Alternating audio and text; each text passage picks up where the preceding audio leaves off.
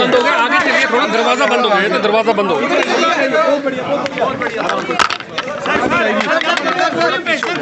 यार थोड़ा माइक पीछे रखो, थोड़ा माइक पीछे रखो। 1 2 3 देखिए, जम्मू कश्मीर में एक अरसे के बाद जम्मू कश्मीर में पॉपुलर गवर्नमेंट बनी है और ह्यूज टर्न आउट से लोगों ने वोट डाला है, चुन के एक सरकार जिसको एक बड़ी बहुमत है। और इस सिलसिले में जब बजट की बातें हो, जब एक LG साहब का जो एड्रेस होता है, उसका जो विजन पे मोशन आज था, जब उस पर डिस्कशन हुआ तो हमने ये कहा कि फैक्ट्स को राइट करने की ज़रूरत है।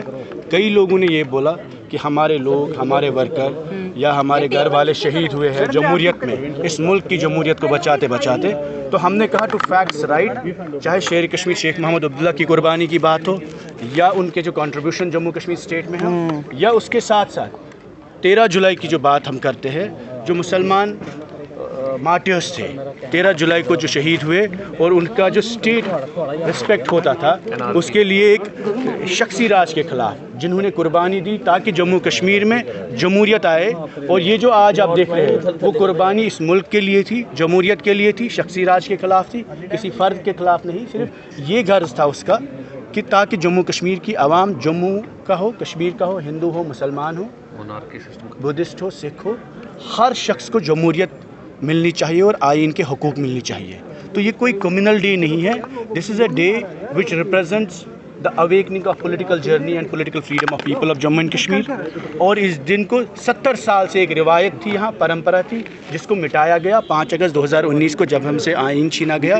उसके साथ साथ शेख मोहम्मद अब्दुल्ला साहब का भी दिन ख़त्म किया गया और उसके साथ साथ 13 जुलाई का जो दिन है उसको इरेज किया गया हॉलीडे लिस्ट में।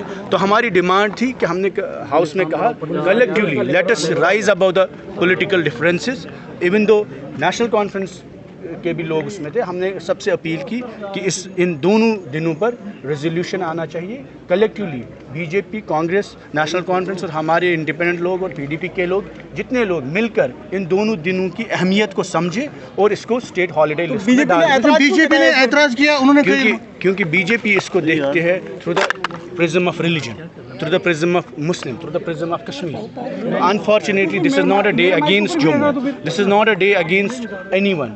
This is a day to celebrate the democracy and democratic awakening of the people of Jammu and Kashmir, and it should be respect in that spirit only, the way it was respecting last 70 years. Shukriya.